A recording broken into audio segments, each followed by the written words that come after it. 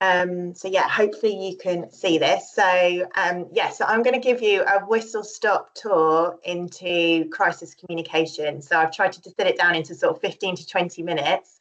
I do offer much longer crisis comms training sessions, which are at least 2 hours. So apologies that this might be a bit of a rush through, but hopefully it gives you a bit of some understanding of some of the principles, some hopeful, useful tools, and a few examples of how some other businesses have navigated this.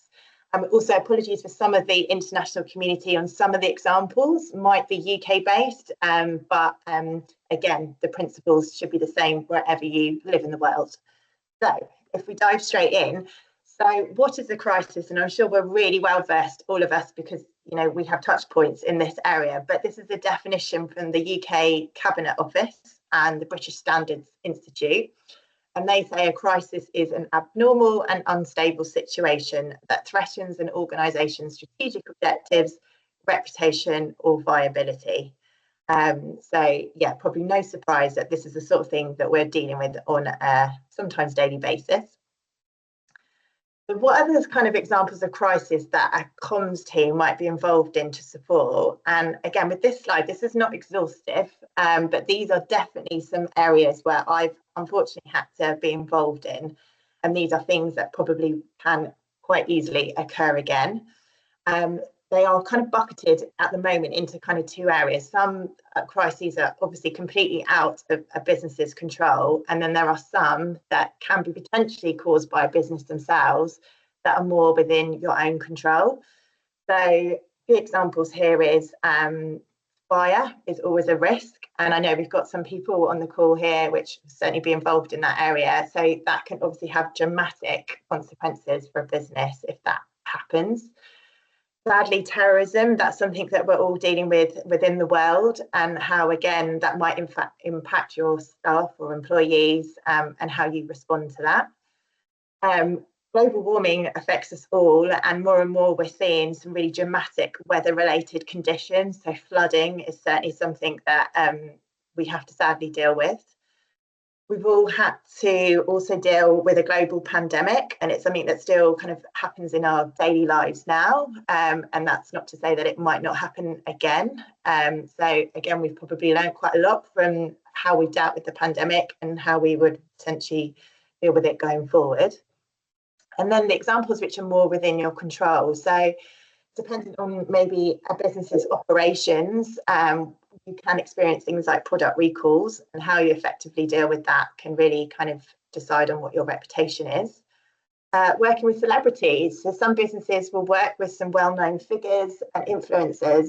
If you haven't done your due diligence on working with that celebrity, and perhaps they've had a controversial opinion or a belief on something, that could negatively affect your business. Redundancies and restructures.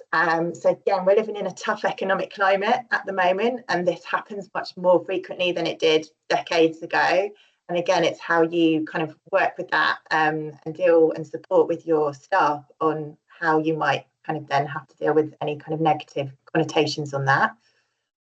Cyber attacks. This is happening very kind of frequently, more and more now. We've certainly had some recent examples here in the UK with some really well-known retailers being quite dramatically affected. And again, that's something could be within your control depending on what robust systems you have in place. And then the other things is just generally just social media. So what it is as a business that you're proactively pushing out, but also how are you responding to comments from people that follow you, because it can so easily turn into a viral situation that can then obviously affect your reputation. So sometimes a crisis can also be your own doing, which is obviously not what you want at all. And one example that I just wanted to bring up was an example from Kellogg's. So last year, the Kellogg's CEO appeared on CNBC to discuss their latest campaign. And the latest campaign, which was a bit controversial even to start with, I thought, was promoting cereal for dinner. And he spoke about the affordability of the cereal, why he felt it was important to have, given the current sort of cost of living crisis that we were all living in. And as you can imagine, his comments were not particularly well received, especially on social media, with lots of people mentioning what I think is quite obvious. So I'm not quite sure how the comms team didn't kind of see this forthcoming, about sugary cereal perhaps not being a very good replacement for a well-balanced diet. And also people felt like perhaps it was also playing on the part that you were using people's poor financial situation to encourage people to buy your products, which I think is always a very grey area. And then the ironical thing also was cereal prices were rising like lots of other food products. And ironically, the boxes were also getting smaller. So there were so many things that I kind of felt like it was just not going to work well for them. So the lessons for crisis comms would have been, I think they should have horizon scanned and read the room a bit better. So sometimes you can newsjack, which is a term that you might have come across before, where you can kind of bounce off something else that's already happening in the news and maybe work that to your advantage. But this was definitely an example that I don't think they should have kind of used their own advantage. And then the other thing is, it's not always appropriate to stay silent. So it very quickly started becoming quite a social media conversation where the trending hashtag of boycott Kellogg's started appearing. But Kellogg's made a decision to stay really silent and didn't react to any of the negative attention. And sometimes that can kind of make it worse. Perhaps they should have maybe held their hands up and said, actually, yeah, that wasn't our finest moment. Not in those words, obviously. So something to kind of bear in mind with that particular example. And then the next one is KFC. So this is a few years ago, and this happened in the UK. So ironically, KFC made some supplier changes, and then the absolute unthinkable happened. KFC ran out of chicken, which is their whole business model, as you can imagine. So it meant there was the closure of most of its UK stores. And then they had a big, large backlash on social media. So like 53,000 mentions and trending hashtags. And it was all a bit of a sticky situation for them. But the really interesting thing about this particular crisis is they completely owned it. So unlike Kellogg's, they decided to use this almost to their advantage. So they got creative. And instead of crafting what would be a typical, maybe quite boring corporate apology, they used humour to get themselves out of this situation. So they created an ad, as you can see on the right, where they changed around the letters to FCK, and I'm sure you can imagine what that might mean. And this ad basically led to 700 press mentions, which were on the whole much more positive than on the social media side. And they actually, ironically, also received multiple marketing awards, which again was probably never their intention, but actually that happened as a positive of being so creative during comms, during the crisis. Sorry. So again, something to kind of think about if you're ever in that situation. So what actions should you take to prepare when you find yourselves potentially entering a crisis situation? So I think there's 4 kind of key things that you need to identify and anticipate to help get you into a really good place if you're going to come across a crisis. The first off is you need to proactively risk assess and horizon scan.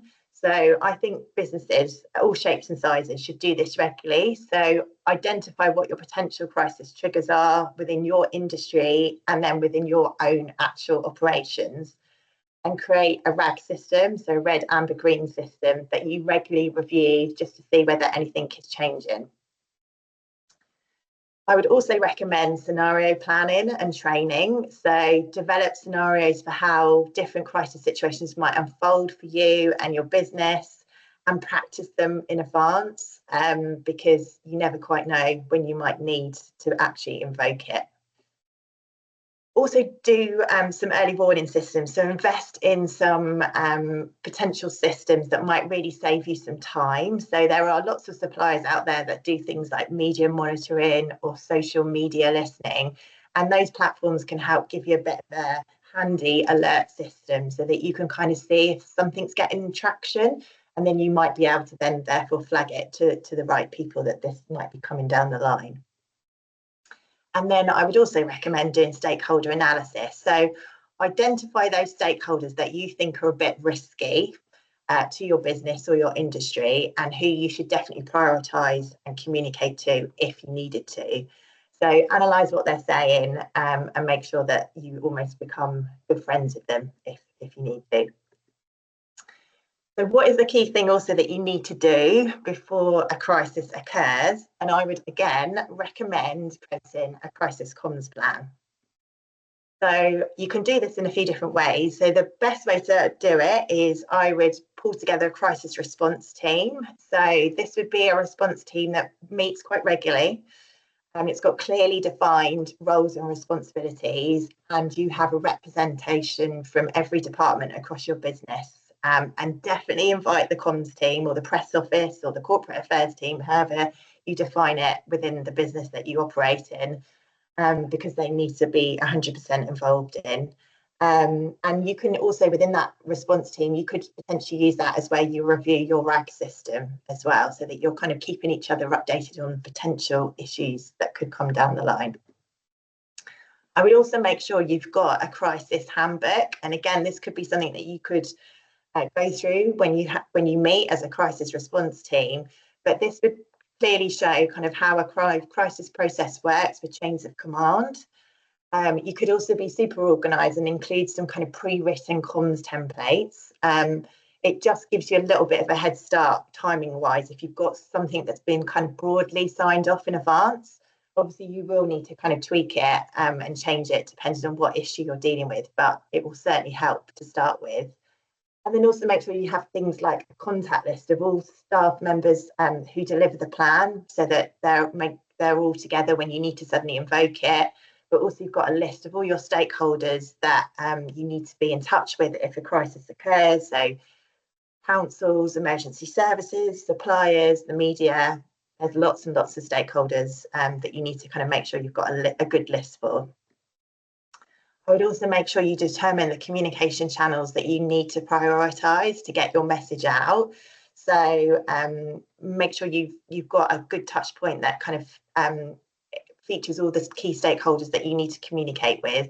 And also, really importantly, ensure that all the messaging that you put out is definitely aligned. So you don't want to be saying one thing on one channel and another thing on another channel, because that will get you into a little bit of a mess and then quite easily leak, and then you've given yourself a whole world of pain.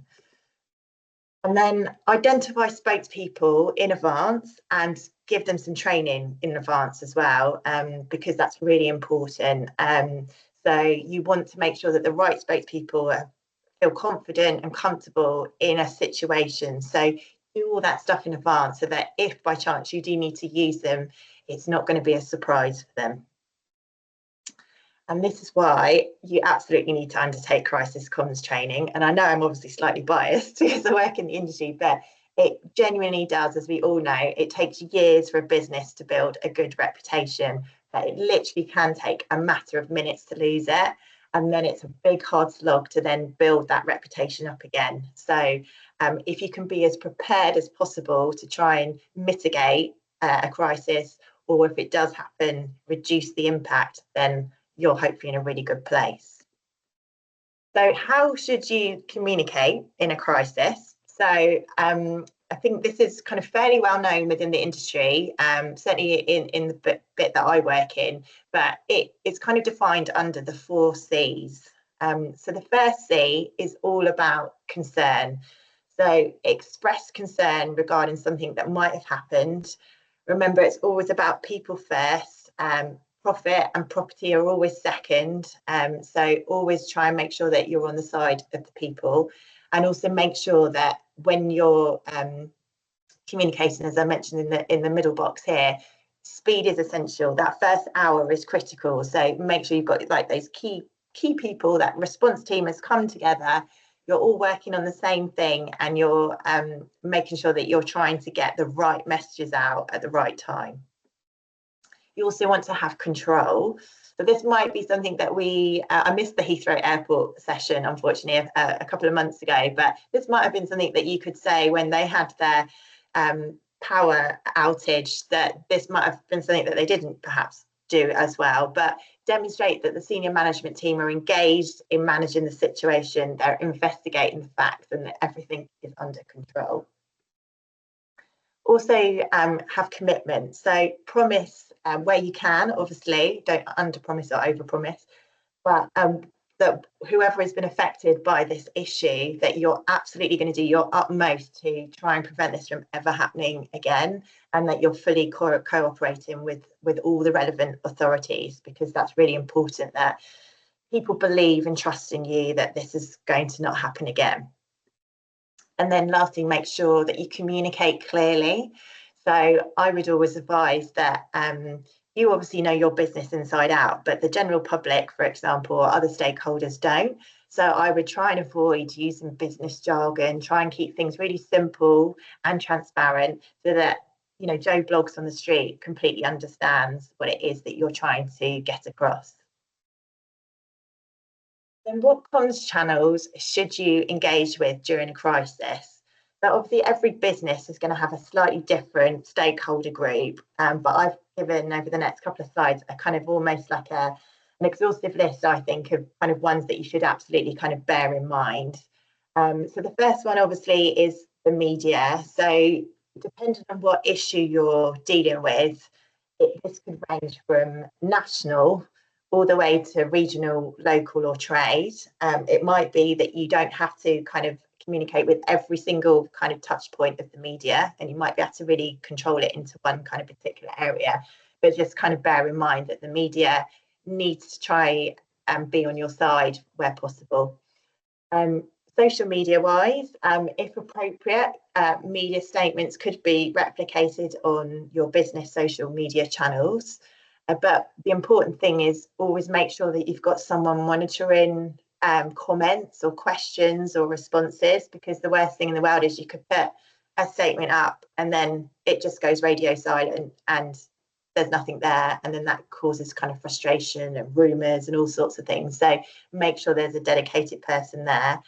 And also, if you do in advance put a schedule together where you've got quite a lot of social media posts due to go out in the next week or two, it might be appropriate to just basically temporarily pause everything, because it just might not seem appropriate to have a social media post talking about one thing whilst you're dealing with a completely different thing.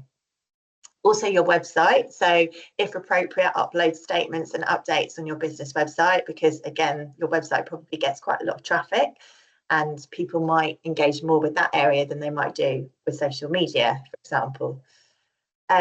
Also, your customer services. So if you have a customer services team, if your business is that sort of size, make sure that they're really well briefed and have access to statements, and also they have access to a reactive Q&A document. You don't want them going off in a tangent saying something completely different to what the senior management are saying to their staff or to the media, etc. Sorry. And then other comms channels are customer marketing. So don't forget what customer marketing you would normally do.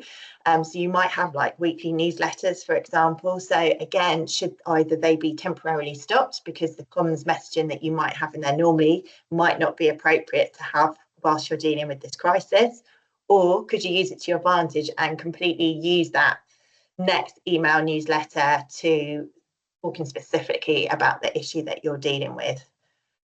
Also, please never forget about your staff. Like, really, the principles of comms is you should always communicate with your staff first and then everyone external second. They are the bedrock to your business.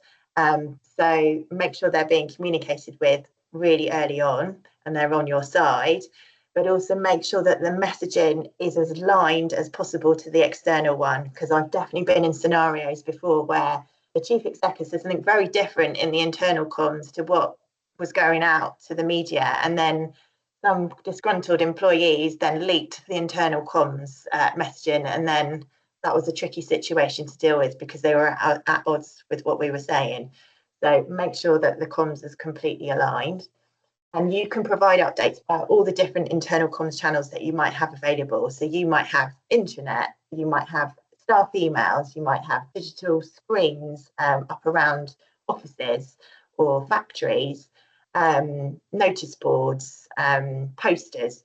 Staff will engage in different ways depending on whether they are shop floor workers or whether they're in the head office, etc. So you need to kind of use those different touch points to your advantage. Also, suppliers and investors. So for many businesses, without them, your business would stop completely. So don't ever forget about them. They are the ones that can kind of really make or break a business. So update them in the same way, pretty much as you would a staff member. And then also politicians and community stakeholders. So a lot of these people have a lot of power. They have a lot of chance to influence either positive or negative change. So again, you want to have them on your side where possible. And you either update them via letter or via email, however best you kind of feel would be worthy of them being told the latest. And then when should you not communicate or change how you communicate? So again, there are instances where you have to be so careful about how you deal with these situations. So really sadly, if you're dealing with a death type scenario, be so sensitive as to how, as a business, you're communicating, because the last thing you want to do is communicate something about confirming a death when the relatives or the family have not even been told yet, or the emergency services haven't done their job yet. So make sure that that scenario doesn't happen, and also you have a close relationship with those emergency services to make sure you're being appropriate. Then also from a legal point of view, you don't want to complicate any particular legal issues by saying something that might impact that. So just be really careful again on how you communicate during that time. If you need to get advice from your own internal law or legal team, then please do, but just be aware that if it's a complicated issue, that might impact you going forward. I think also the other things to be aware is of limited information. So try not to fill a void just because you feel like you need to say something, but in actual fact, you don't have any facts or you don't know anything enough to kind of change the narrative. So just don't try and fill, only kind of use the facts that you have to hand there and then. And then also I would always encourage other staff members who've not been identified in advance to be your media spokespeople or haven't done the training. I would not advise them to then suddenly step in and be that person on the front line, because that would be really unfair for them, but also they don't have maybe the expertise to deal with it appropriately. So always, if they get approached by any chance, just make sure that they get the contact details of the media or whoever is asking the question, and they pass it on to the right people so that they can obviously deal with it on their behalf. And then finally, how do you prepare for crisis interviews internally and an external setting? So if you take the example of an external setting and you've decided it's appropriate to do a media interview, then if time allows, I would try and research the journalist and the outlet, kind of get to know a little bit about them so that you can potentially anticipate the types of questions they might ask in their interview style. But also make sure that whoever is obviously doing the interview on your behalf really does know the issue inside out, is an expert in their own right, because otherwise they're going to get caught out if they don't. Then from a message development point of view, and I would use this both from an internal point of view if you're doing this to your staff, but also an external point of view, is that I would aim to deliver no more than 3 to 5 key messages, because the human brain can't keep hold of lots of information in a short amount of time. So you're only going to land with people 3 to 5 key messages anyway. And then just ensure that they're really clear and concise as well, so that they're not confusing and you haven't used that business jargon that I mentioned earlier. Also try and build your story. So if appropriate, use facts and stats that you've got to hand, any anecdotal evidence if it makes your message stronger. Again, don't try and fill that void if you don't have any of that to hand. And then really importantly, whether it's an internal interview you're doing or an external interview, always choose the right surroundings, because you want whoever is doing that piece to camera or that interview, that they feel really comfortable in the place that they're doing the interview. They feel safe and it's quiet, because if they don't feel any of those things, that's going to put them not at ease, and then the interview is not going to come across as well. So that was a real whistle stop tour. These are my contact details, and these are also my social media handles. I try and give on my social media like lots of kind of tips and tricks when it comes to PR and comms just generally. So feel free to kind of have a follow. But like I say, if you want some more information just generally on crisis comms, then I'm more than happy to have a offline chat. But otherwise, Helen, I'll hand back over to you, or if there's any questions. Thank you, Sarah. Really good. Does anyone have any questions for Sarah?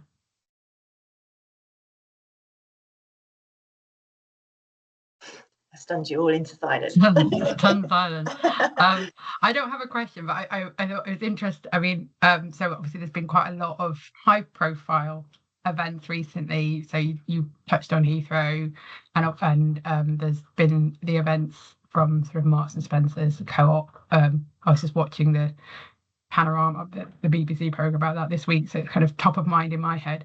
I guess, not asking you to comment necessarily, but is there anything that you've seen in there that you think that's the sort of thing that's good, that's what people should be trying to emulate? Yeah, I mean, it's so difficult. I mean, cyber attacks is a really tricky one, because I kind of feel like you almost don't want to give too much air to those people that do who are the hackers, basically, because it's almost like giving them the publicity that we really don't feel like they deserve. So I can kind of understand in some ways why sort of the likes of Marks and Spencer's really didn't want to comment too much about it, because yes, there's partly that reason, but also I suppose it's such a fast moving situation, and it's so complicated as well.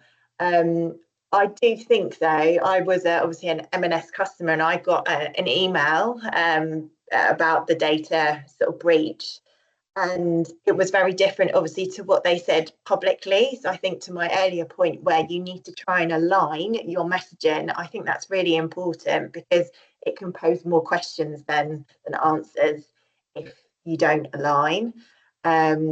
And it's really difficult working in the comms team. Sometimes you are a bit the last to know, and there's lots of complicated jargon that people in the IT world often throw at you, and you're like, how am I going to distill this down into something really simple that, like, Joe Blogs on the street is going to understand? So it's a really tough job. So I think that is an interesting scenario for them. And then with Heathrow Airport, as I mentioned, there was a bit of bad press for them because of the way that their sort of chief exec and their senior management sort of did those first few hours handling it. And so unfortunately that became a bit of the narrative, didn't it, rather than actually how they handled it. So I think that's definitely a good learning, how not to brief and to make sure your work phone is not on silent. Well, yes. As more and more comes out of that, definitely is interesting. Mark, I can see you've got your hand up.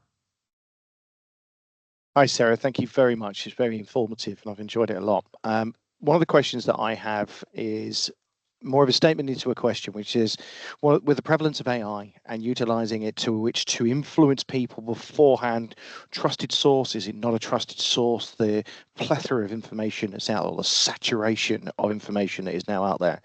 What would your advice be for organizations in order to try and both combat that, but also dealing with the challenge of whether or not something has happened, or someone's implied that something has happened, and they're managing that dichotomy between the two? Yeah, it's a really good question, and I don't fully have the complete answer, as I'm sure you probably appreciate, Mark, because AI is changing all the time. I think you do have to obviously be really careful. Like, I don't really use AI that much, if I'm completely honest with you. Like, I dip in and out of it, but I would never rely on it as my only source. I think if you're doing some research into something, you need to use the proper kind of genuine sources for data, like those well-renowned kind of sources for data, like particular journals or particular government departments that do proper robust kind of data sourcing. So I wouldn't always rely on when they do a bit of a crawl on the internet for stuff, whether they've picked up everything kind of correctly. So you might want to do it as a bit of a time saver, but I wouldn't use it as verbatim, like go away still and like do your own research to kind of check that it's legitimate.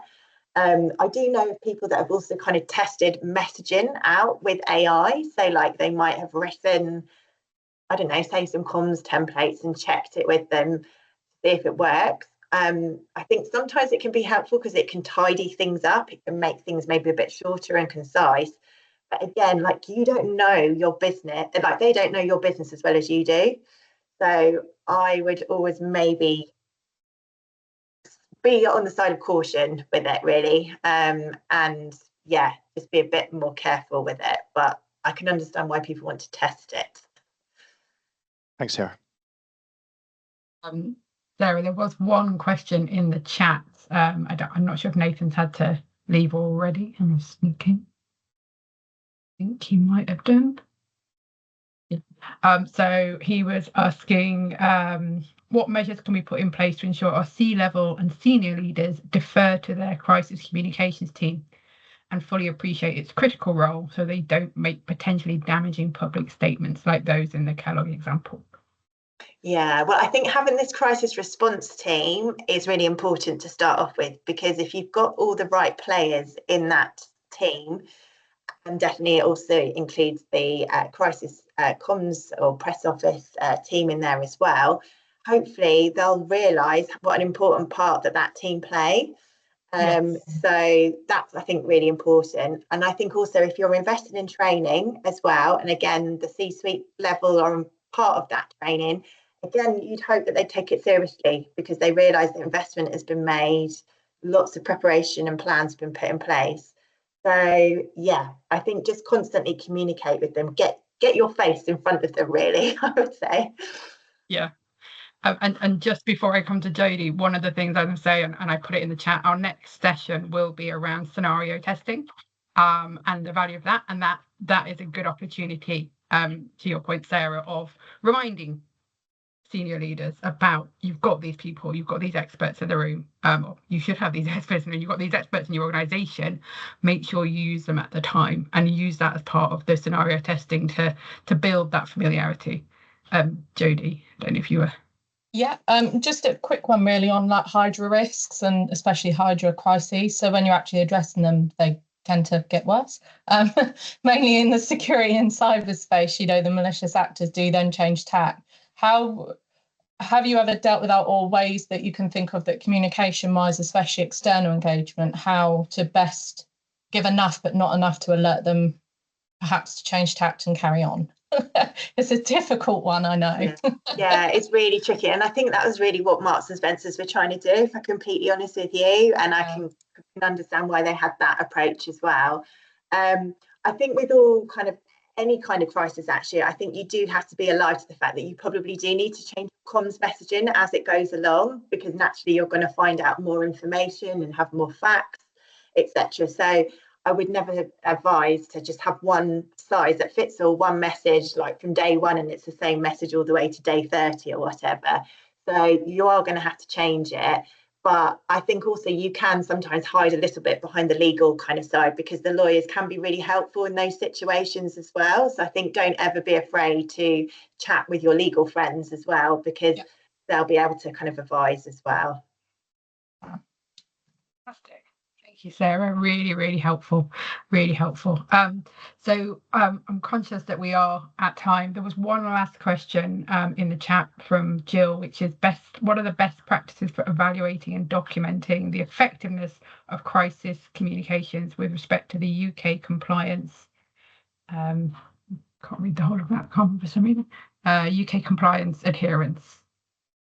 Yeah, I mean, it kind of depends a little bit on how your business kind of does reporting anyway, I think, because lots of people use different metrics, don't they? So what good might look for you as a business might look very different to somebody else. So I think do your evaluating and reporting partly based, I think, on how your business does it, so that it kind of makes sense and feels like it adheres to the overall business plan and objectives. But yes, there are probably some other kind of key measures that you can probably implement as well. Sometimes when you do training as well, that will kind of bring up some useful kind of metrics as well. So yeah, you should absolutely always evaluate it at the end. I mean, I probably haven't gone through this on this particular scenario, but in the proper training I would always recommend, once you come out the other side, regroup together and work out what went well, what didn't go well, and how can you learn from it going forward. Yeah, and that's about the whole process as well, as you say, Sarah. All of this is about, we learn every time we do this. So it's really important to evaluate, did it actually deliver what we expect it to do, what we were trying to communicate, and almost to your point earlier when you talk about some of these issues where you get disconnected communications even within the organisation, is an opportunity to understand, why did that happen, what was the decision, if it was an active decision, to change things between different comms methods. So really good. Okay, fantastic. I'm going to say we'll close off the call there. I put a QR code in earlier in the chat, just for people to be aware that we have our next session scheduled for the 10th of July. And if you want to make sure you get invites to that, use the QR code to register for that, and we will get you signed up for that.